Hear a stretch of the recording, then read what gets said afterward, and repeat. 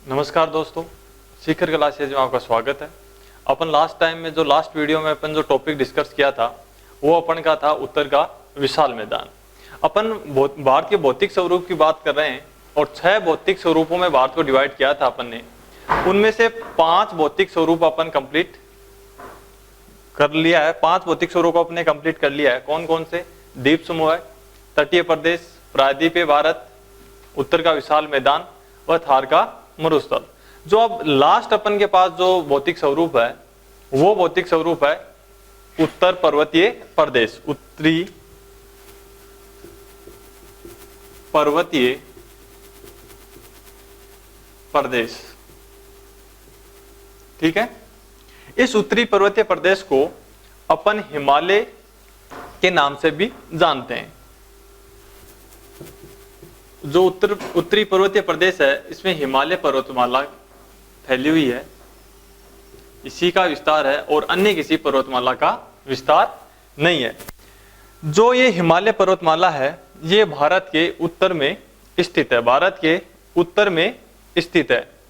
ये पर्वतमाला अपन देखें तो ये अफगानिस्तान से स्टार्ट होगी, यहाँ से अफगानिस्तान से हिंदुकुश पर्वतमाला से, हिंदुकुश पर्वत से स्टार्ट होकर ये जाएगी इस प्रकार से भारत में प्रवेश करके भारत से नेपाल, तिब्बत और उसके बाद अरुणाचल प्रदेश से होकर ये म्यांमार तक जाती है। ठीक है दोस्तों, लेकिन अपन भारत के संदर्भ में बात करें, वर्ल्ड की बात करें तो ये कहां से चल रही है? अफगानिस्तान के हिंदुकुश पर्वत से लेकर और म्यांमार तक ये पर्वतमाला फैली हुई है। ठीक है दोस्तों, लेकिन भारत की बात करें अपन तो भारत की ये है सिंधु नदी से, यहां से सिंधु नदी, तो सिंधु नदी यहाँ तिब्बत से कैलाश पर्वत से निकलेगी, इसका उद्गम स्थल होके, और ये यहाँ से होती हुई जो इस प्रकार से आ रही है सिंधु नदी, लद्दाख व कश्मीर से होती हुई ये पाकिस्तान में प्रवेश करेगी और पाकिस्तान में प्रवेश करके अरब सागर में ये अपना पानी उड़ेल देगी। तो यहाँ सिंधु नदी से लेकर, इस सिंधु नदी से लेकर ये है आपकी सिंधु नदी, और सिंधु नदी से लेकर यहां ब्रह्मपुत्र नदी, जो यहां कैलाश पर्वत से ये नदी निकलेगी, आके यांगयाप दर्रा से भारत में प्रवेश करके अरुणाचल प्रदेश, असम से होती हुई, बांग्लादेश से होती हुई कहां चली जाएगी? बंगाल की खाड़ी में चली जाएगी। तो ये है अपन की ब्रह्मपुत्र नदी। तो हिमालय पर्वतमाला है वो भारत में सिंधु नदी से लेकर ब्रह्मपुत्र नदी तक विस्तृत है, अर्थात सिंधु नदी व ब्रह्मपुत्र नदी के मध्य स्थित है। इसकी कुल लंबाई की बात करें, हिमालय पर्वत की कुल लंबाई की बात करें तो इसकी कुल लंबाई है 2400 किलोमीटर, 2400 किलोमीटर। कई बुकों में आपको 2500 किलोमीटर भी देखने को मिलेगा, लेकिन यदि एग्जाम में दोनों ऑप्शन आते हैं आपके सामने, 2400 व 2500 किलोमीटर दोनों आते हैं, तो जो राइट आंसर रहेगा वो रहेगा 2400 किलोमीटर। अदरवाइज यदि 2400 ऑप्शन में नहीं है तो क्या करना है? 2500 करना है। लेकिन इसकी जो लंबाई है वो कितनी किलोमीटर है? 2400 किलोमीटर है। अब इसकी आकृति की बात करें, हिमालय पर्वत की आकृति किस प्रकार की है? अपन आकृति की बात करें तो हिमालय पर्वत की आकृति है वो धनुषाकार है, धनुष के समान है। देखो इस प्रकार से होता है धनुष। धनुष किस प्रकार का होता है? इस प्रकार से, सभी जानते हो आप, परिचित हो धनुष से। इस प्रकार से क्या है, इसकी आकृति कैसी है? धनुषाकार है। तो हिमालय पर्वत की जो आकृति है वो कैसी है? धनुषाकार है। इसकी कुल लंबाई कितनी है? 2400 किलोमीटर। ठीक है, ये भारत में सिंधु नदी से लेकर ब्रह्मपुत्र नदी के बीच में विस्तारित है।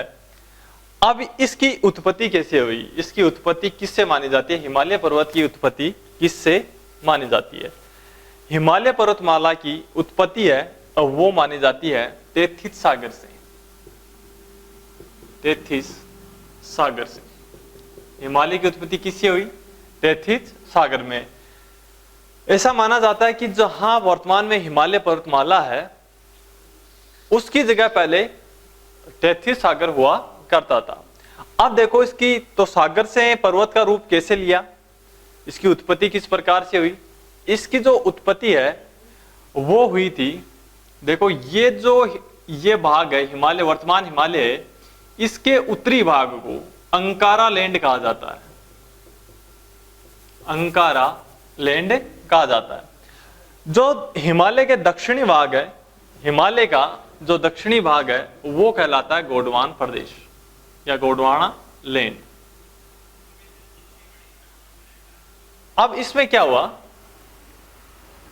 गोंडवाना लैंड से भी क्या आती थी, कुछ नदियां प्रवाहित होती थी और अपना पानी कहां डालती थी, 33 सागर में डालती थी, अपने साथ अवसाद लेकर कंकड़ पत्थर लेके जाती थी। और अंकारा लैंड से भी क्या जाती थी, इस प्रकार से नदियां निकलती थी और अपना पानी कहां लेकर आती थी, 33 सागर में लेके आती थी। धीरे धीरे ज्यादा अवसाद सागर में अवसाद की मात्रा क्या हो गई, ज्यादा हो गई। तो इसके कारण उसके बाद प्लेट विवर्तन की घटना घटी। जो भूमि पर है वो प्लेट विवर्तन की घटना के कारण इस सागर में हलचल हुई और जो ये अवसाद था ये हिमालय पर्वत का रूप ले लिया। और जो पानी है, अब आप कहोगे चलो कंकर पत्थर था, जो अवसाद था वो तो क्या बन गया, हिमालय का रूप ले लिया। लेकिन इसमें जो पानी था 33 सागर, देखो कई अवधारणा तो कॉन्सेप्ट तो क्या मिलती है कि इसका पानी सूख गया था, उसके बाद प्लेट विवर्तन हुआ और उससे क्या बन गया, हिमालय बन गया। कुछ अवधारणा क्या है कि पानी था इसके अंदर और ये पानी कहां चला गया, वेग से पृथ्वी के पूर्वी साइड चला गया और महासागर का क्या ले लिया, रूप ले लिया। देखो दो कॉन्सेप्ट हैं, एक कॉन्सेप्ट तो ये है कि ये पानी क्या हो गया, सूख गया और जो अवसाद था उसने किसका कर लिया, हिमालय का रूप ले लिया। और एक कॉन्सेप्ट क्या है कि ये जो पानी है ये वेग के कारण पूर्वी दिशा में ये पानी चला गया और क्या बन गया, महासागरों का रूप ले लिया। तो फाइनली अपन को ध्यान में ये रखना है, कॉन्सेप्ट अपन को ये ध्यान में रखना है जो एग्जाम की दृष्टि से इंपॉर्टेंट है कि हिमालय की उत्पत्ति किससे हुई है, 33 सागर से हुई है। हिमालय की उत्पत्ति किससे हुई है, 33 सागर से हुई है। तो ये काफी दफा बार एग्जाम में क्वेश्चन पूछा जाता है कि हिमालय की उत्पत्ति किस सागर से हुई या किस से हुई, तो 33 सागर से हुई। उसके बाद इसकी ये कौन से पर्वत का उदाहरण है कि प्राचीन पर्वत है, मोड़दार पर्वत है, नवीन वल्लित पर्वत है, किस प्रकार की श्रेणी का ये पर्वतमाला है। तो जो हिमालय पर्वतमाला है ये नवीन वल्लित पर्वत का उदाहरण है। नवीन वल्लित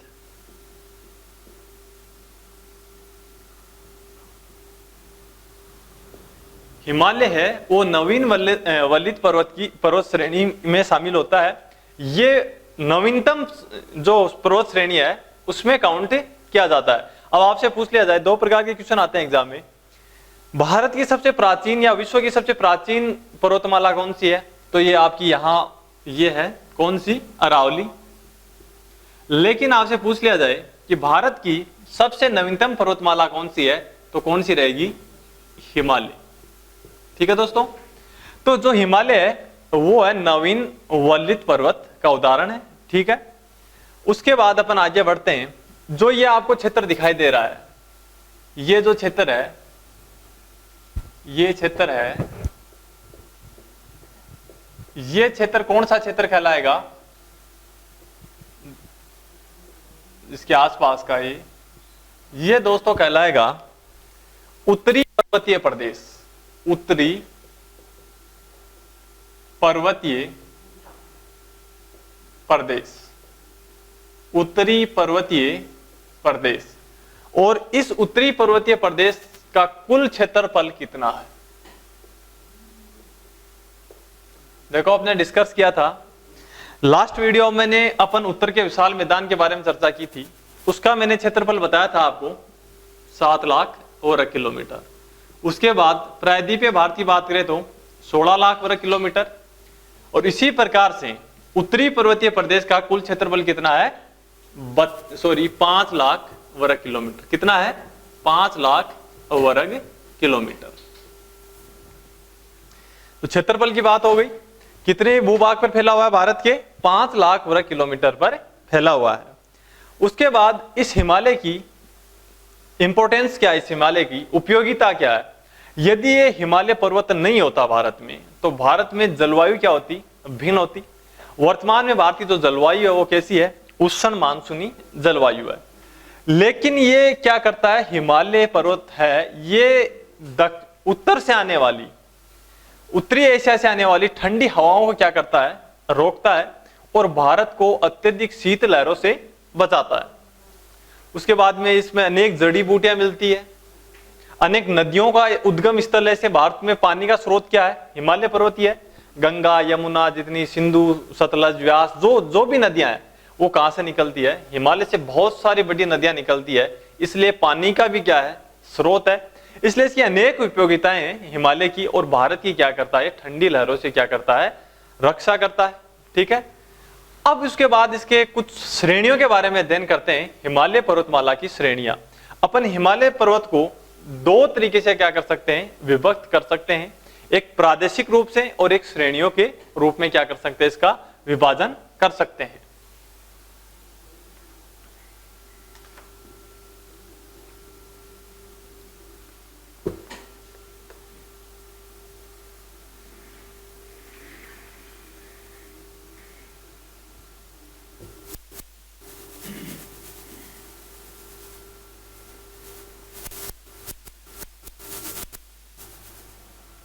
सबसे पहले अपन बात करते हैं सबसे उत्तरी श्रेणी की, कि हिमालय की सबसे उत्तरी श्रेणी कौन सी है। जो ये हिमालय है, ये यहां तिब्बत में फैला हुआ है इस प्रकार से, और उधर भी फैला हुआ है ऊपर की तरफ। इसे कहते हैं ट्रांस हिमालय या तिब्बत हिमालय, तिब्बत हिमालय, ट्रांस हिमालय व तिब्बत हिमालय। और इस ट्रांस हिमालय के जस्ट ऊपर उत्तर की तरफ यहां स्थित है पामीर का पठार या पामीर की गांठ, जिसे विश्व का क्या कहा जाता है, छत कहा जाता है, जो विश्व का सबसे बड़ा पठार है। पामीर का पठार ट्रांस हिमालय से उत्तर की तरफ स्थित है, जिससे विश्व की छत कहा जाता है, और साथ ही साथ विश्व का सबसे बड़ा पठार कौन सा है, पामीर का पठार। ट्रांस हिमालय की अपन बात करें तो ट्रांस हिमालय को अपन तीन भागों में विभाजित कर सकते हैं। तीन श्रेणियां है ट्रांस हिमालय की।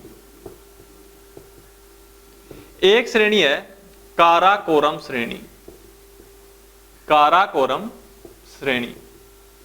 एक है लद्दाख श्रेणी और एक है जास्कर श्रेणी।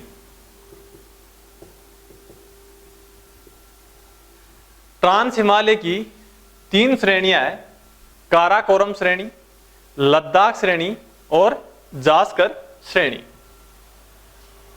इस काराकोरम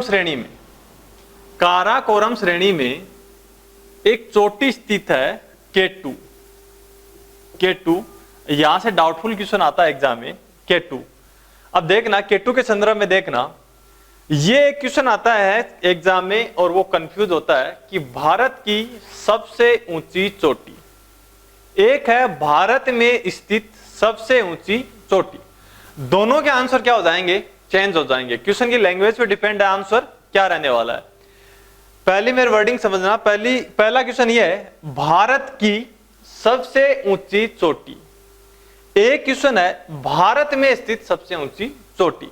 तो भारत की सबसे ऊंची चोटी है K2, जिसकी ऊंचाई 8,611 मीटर है। 8,611 मीटर है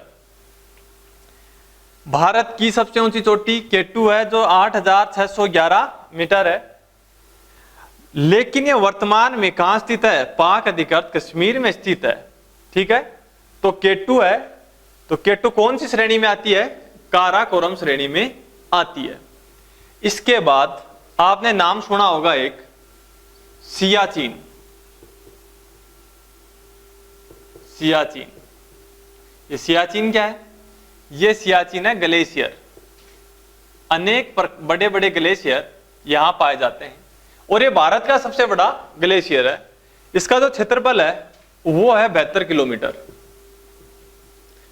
अब सियाचिन से देखना क्या क्वेश्चन बनेंगे। पहला क्वेश्चन तो यह बनेगा कि सियाचिन का कुल क्षेत्रफल कितना है, 72 किलोमीटर। भारत का सबसे बड़ा ग्लेशियर कौन सा है, सियाचिन। दो तो यहां से क्लियर हो गए। तीसरा क्वेश्चन, भारत का नहीं, विश्व का सबसे ऊंचाई पर स्थित युद्ध स्थल, विश्व का सबसे ऊंचाई पर स्थित युद्ध स्थल वो रहेगा सियाचिन। ठीक है, सबसे ऊंचाई के ऊपर स्थित है सियाचिन जो युद्ध स्थल है। और ये युद्ध स्थल है जो सियाचिन है वो किन दो राष्ट्रों के मध्य विवाद है, सियाचिन है वो किन दो राष्ट्रों के मध्य विवाद है, तो भारत व पाकिस्तान के मध्य क्या है, विवाद है। ये चार क्वेश्चन क्या पूछे जाते हैं, सियाचिन से पूछे जाते हैं। अब K2 से क्या पूछे जाते हैं, एक तो इसकी ऊंचाई पूछी जाती है 8611 मीटर, वर्तमान में ये कहां स्थित है, पाक अधिकृत कश्मीर में। इसके बाद कि K2 कौन सी श्रेणी में स्थित है, काराकोरम श्रेणी में। कौन सी में है, काराकोरम श्रेणी में स्थित है। माना जाता है दोस्तों कि इस ट्रांस हिमालय का या तिब्बत हिमालय का जो उत्पत्ति है वो हिमालय से पूर्व ही हो गई थी, मतलब इसकी उत्पत्ति हिमालय से पहले मानी जाती है, किसकी, ट्रांस हिमालय की। उसके बाद अगली जो श्रेणी है वो अगली श्रेणी है, इंपोर्टेंट श्रेणी है, वो है वो ये देखो भारत से आती हुई ये गुजरेगी दोस्तों नेपाल से, और नेपाल से गुजर के फिर भारत में प्रवेश करेगी और फिर नीचे दक्षिण की ओर टर्न ले लेगी। अब जो इस श्रेणी है, ये श्रेणी इंपॉर्टेंट इसलिए है, देखो यहां है नंगा पर्वत, नंगा पर्वत ये श्रेणी है, ये नंगा पर्वत ध्यान में रखना जम्मू में स्थित है। नंगा पर्वत से स्टार्ट होकर ये चलती आएगी, जैसे कहां से, जम्मू, लद्दाख, हिमाचल, उत्तराखंड, फिर नेपाल, और नेपाल से उसके बाद सिक्किम, अरुणाचल प्रदेश और नीचे म्यांमार की तरफ। और ये यहां आकर खत्म हो जाएगी भारत में असम के अंदर, असम राज्य में क्या हो जाएगी, ये खत्म हो जाएगी। पर्वत का नाम है नामचा बरवा, नामचा बरवा। और इस श्रेणी का अपन नाम रखेंगे दोस्तों, इस श्रेणी को अपन क्या कहेंगे, ग्रेट हिमालय। क्या कहेंगे, ग्रेट हिमालय। और ग्रेट को हिंदी में क्या बोलते हैं, महान हिमालय, ग्रेट हिमालय। इसका एक इंपॉर्टेंट नाम है वो जरूर ध्यान में रखना है, क्या, हिमाद्री। क्या है, हिमाद्री। देखो एक क्वेश्चन बनता है, क्योंकि ट्रांस हिमालय उसको हिमालय का क्या नहीं माना जाता, पार्ट नहीं माना जाता, ऐसा माना जाता है कि इसकी उत्पत्ति हिमालय से पहले हो गई थी। तो एक क्वेश्चन बनता है कि हिमालय की उत्तर की साइड या उत्तर दिशा की तरफ सबसे बाह्य श्रेणी कौन सी है, तो वो रहेगी हिमाद्री या ग्रेट हिमालय। अब देखो इंपॉर्टेंट क्या है, ये नेपाल में स्थित, नेपाल है, नेपाल से गुजर रही है यहां से। नेपाल में आपको सबसे बड़ी है कि दुनिया की सबसे ऊंची चोटी है माउंट एवरेस्ट। तो माउंट एवरेस्ट है वो कौन सी श्रेणी में स्थित है या कौन से हिमालय में स्थित है, ग्रेट हिमालय में स्थित है। इसकी जो ऊंचाई है वो है 8848 से 8850 मीटर। ठीक है, नेपाल में स्थित है। और कौन सी श्रेणी में अपन डिस्कस कर भी चुके हैं इसका लास्ट वीडियो में, लेकिन फिर भी अपन ध्यान में रखेंगे कि माउंट एवरेस्ट है वो ग्रेट हिमालय में स्थित है, नेपाल के अंदर। फिर देखो यहां सिक्किम के अंदर एक पर्वत चोटी स्थित है, उसका नाम है कंचनजंगा। क्या नाम है, कंचनजंगा। जो भारत में स्थित सबसे ऊंची चोटी है, भारत में स्थित सबसे ऊंची चोटी कौन सी है, कंचनजंगा। ऊंचाई है 8598 मीटर। ठीक है, कंचनजंगा सिक्किम में स्थित है और भारत की सबसे ऊंची चोटी है। और भारत की, मैं क्या बोल रहा हूं, भारत में स्थित सबसे ऊंची चोटी कौन सी है, कंचनजंगा। और भारत की सबसे ऊंची चोटी कौन सी है, K2, जो कहां स्थित है, काराकोरम श्रेणी में 8611 मीटर। ठीक है दोस्तों, उसके बाद इसी पर्वत श्रेणी में धौलागिरी, मकायू, अन्नपूर्णा और नंदा देवी। ये क्या है? ये चोटियां हैं, पर्वत चोटियां हैं, ये स्थित है। एग्जाम में क्वेश्चन पूछा जाएगा कि नंदा देवी चोटी कौन से हिमालय में स्थित है? तो ग्रेट हिमालय में। धौलागिरी, अन्नपूर्णा, मकायू, ये भी कौन सी में है? ग्रेट हिमालय में। लेकिन यहां से विशेष ध्यान रखना है कि ये तीनों चोटियां हैं, जो तीनों पर्वत चोटियां हैं, ये कौन से देश में स्थित है? नेपाल में स्थित है।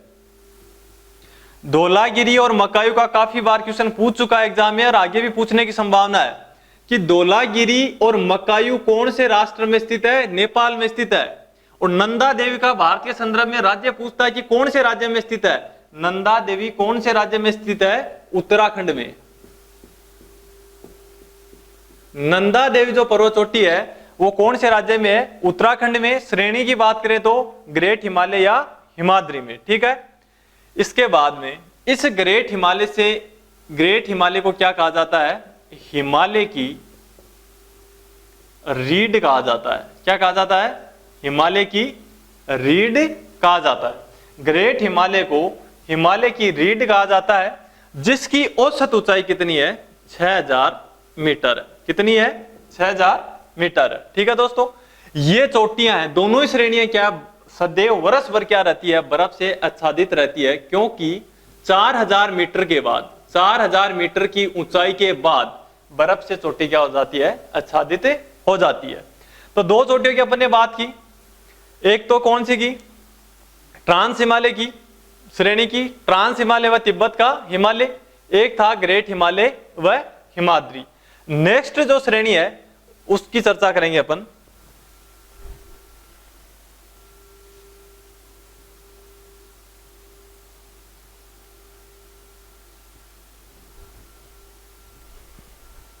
ये जो श्रेणी रहेगी अपन की, ये देखो टुकड़ों में विभाजित रहेगी। इस प्रकार से टुकड़ों में विभाजित है श्रेणी, और ये जम्मू हिल से स्टार्ट होगी, जम्मू हिल से स्टार्ट होगी और ये आगे तक टुकड़ों में जाएगी। इस श्रेणी को क्या कहा जाता है? कौन सा हिमालय नाम देंगे इस श्रेणी को? इसको देंगे अपन लघु हिमालय। क्या? लघु हिमालय या मध्य हिमालय। अब देखो यहां से जो मोस्ट क्वेश्चन आता है, लघु हिमालय या मध्य हिमालय।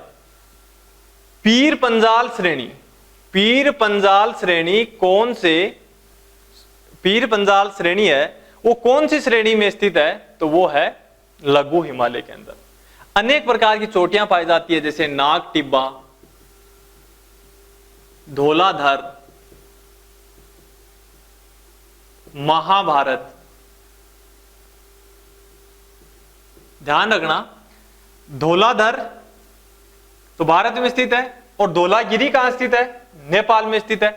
और महाभारत जो पर्वत चोटी है वो भी कहां स्थित है?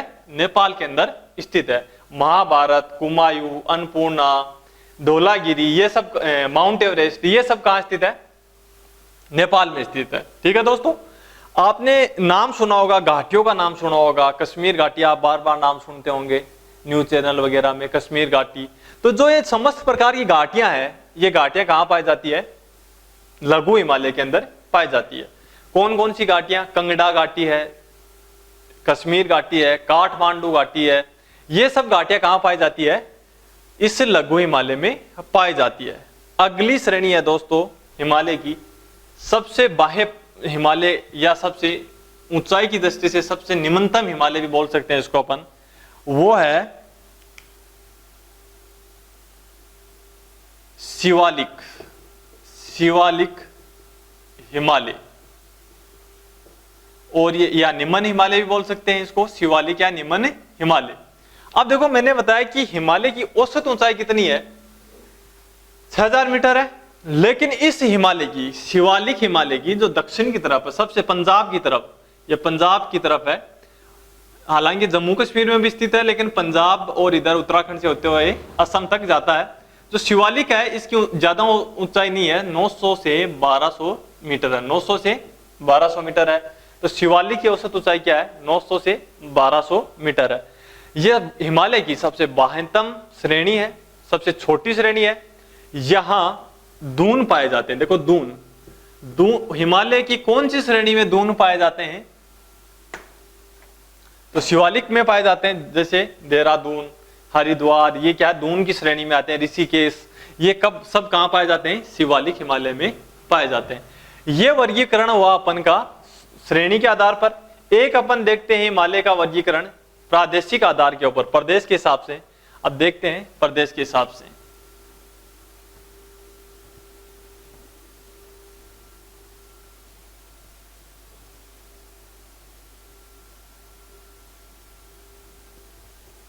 चार नदियां अपन की।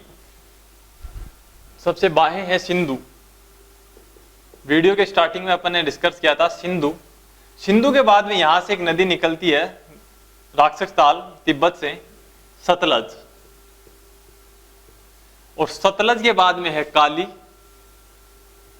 और काली के बाद है तीस्ता, और तीस्ता के बाद है ब्रह्मपुत्र। कितनी नदी हुई अपन की? 5 नदियां हो गई। सिंधु व सतलज के बीच, सिंधु व सतलज के बीच जो पर्वतमाला है, सिंधु नदी व सतलज नदी के बीच में जो पर्वतमाला है उसे क्या कहा जाएगा? पंजाब हिमालय। क्या कहा जाता है दोस्तों? पंजाब हिमालय। सतलज व काली के मध्य, सतलज व काली के मध्य, सतलज नदी व काली नदी के मध्य जो हिमालय है उसको कहा जाएगा कुमायूं हिमालय। काली व तीस्ता के मध्य जो हिमालय है उसे कहा जाएगा नेपाल हिमालय। और तीस्ता व ब्रह्मपुत्र के मध्य है उसे क्या कहा जाएगा? असम हिमालय। तो प्रादेशिक रूप से इसका क्या हो गया? विभाजन हो गया। देखना, सिंधु व सतलज के मध्य वाले हिमालय को क्या कहा जाता है? क्वेश्चन डायरेक्ट एग्जाम में पूछेगा कि सिंधु व सतलज नदी के मध्य हिमालय को कौन सा हिमालय कहा जाता है? पंजाब हिमालय। सतलज व काली के मध्य कुमायूं हिमालय, काली व तीस्ता के मध्य नेपाल हिमालय, और तीस्ता व ब्रह्मपुत्र के मध्य असम हिमालय। तो यह था अपन का हिमालय का प्रादेशिक विभाजन। और अब देखते हैं हिमालय पर्वतमाला की कुछ प्रमुख दर्रे। अब पहली बात तो ये समझेंगे अपन दर्रा कहा किसे जाता है। दर्रे को इंग्लिश में पास कहा जाता है। दो पर्वतमालाओं के बीच, देखो ये पर्वतमाला है दो, और इस दो पर्वतमाला के बीच स्थित संकीर्ण मार्ग जो किसी दो राष्ट्र या दो जगह को जोड़ने का कार्य करती है उसे क्या कहा जाता है? दर्रा कहा जाता है। देखो दो पर्वतमालाओं के बीच ये है, दो पर्वत हैं, और पर्वत के बीच में क्या है? ये रास्ता है, संकीर्ण मार्ग है। ये मार्ग क्या करेगा? दो जगह को जोड़ेगा। तो डेफिनेशन क्या बनी दर्रा की? दर्रा की डेफिनेशन बनी दो पर्वतों के मध्य स्थित संकीर्ण मार्ग जो दो स्थानों को जोड़ते हैं उसे क्या कहा जाता है? दर्रा कहा जाता है। ठीक है दोस्तों, अब अपन प्रमुख दर्रे देखते हैं कि कौन कौन सा दर्रा कौन से राज्य में पाया जाता है। 100% क्वेश्चन एग्जाम में पूछा जाता है दर्राओं से संबंधित, पास से संबंधित क्वेश्चन डेफिनेट पूछा जाएगा। देखना, पहले अपन बात करते हैं जम्मू कश्मीर की, कि जम्मू कश्मीर में कौन कौन सी दर्रे स्थित हैं। बनिहाल दर्रा, जोजिला, बुर्जिल, पीर पंजाल, और एक है काराकोरम दर्रा। ये रटना, इसको आपको बिल्कुल याद करना है, आपके दिमाग में होने चाहिए। 500 दर्रा, जम्मू में 5 दर्रा पाई जाती है मुख्य रूप से, बनिहाल दर्रा, जोजिला, बुर्जिल, पीर पंजाल व काराकोरम। अब ये काराकोरम दर्रा है, काराकोरम दर्रा है, ये भारत की सबसे ऊंची दर्रा है। भारत की सबसे ऊंची दर्रा कौन सी है? काराकोरम।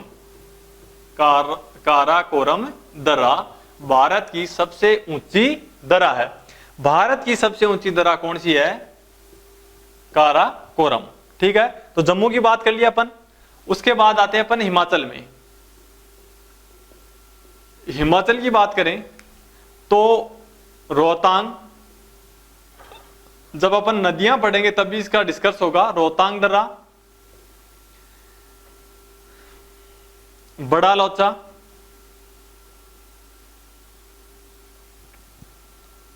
ये दर्रा दोनों कहां पाई जाती है? हिमाचल में पाई जाती है, रोहतांग दर्रा व बड़ा लोचा दर्रा। एक है उसके बाद उत्तराखंड। उत्तराखंड की बात करें अपन तो नीति, माना व लिपुलेख, यह दर्रा कहां पाई जाती है? उत्तराखंड में। देखो उत्तराखंड में कौन कौन सी पाई जाती है? नीति, माना, लिपुलेख, ठीक है। उसके बाद सिक्किम की बात करते हैं अपन। सिक्किम की बात करते हैं तो सिक्किम के अंदर नाथुला दर्रा, बहुत इंपॉर्टेंट, काफी दफा एग्जाम में पूछा गया है। नाथुला दर्रा भारत व तिब्बत को कनेक्टिविटी करती है। नाथुला दर्रा,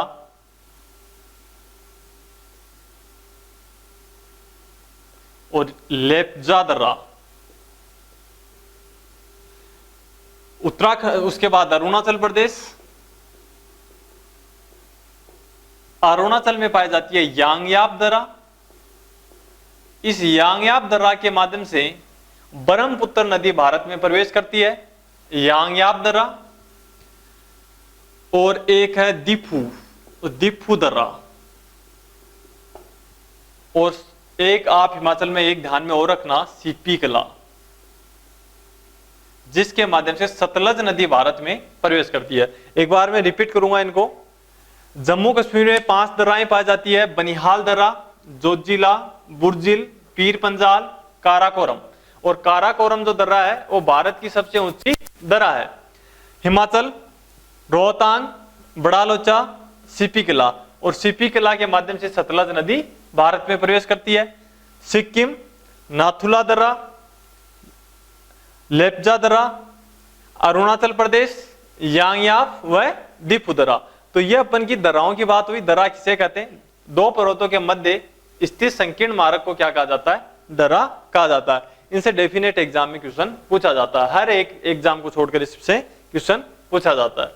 इस वीडियो में दोस्तों आज इतना ही, और इसी के साथ अपन का क्या हो जाता है दोस्तों, पूरा जो भारत का भौतिक स्वरूप है वो क्या हो गया? कंप्लीट हो गया। और कल के वीडियो में अपन नया चैप्टर स्टार्ट करेंगे।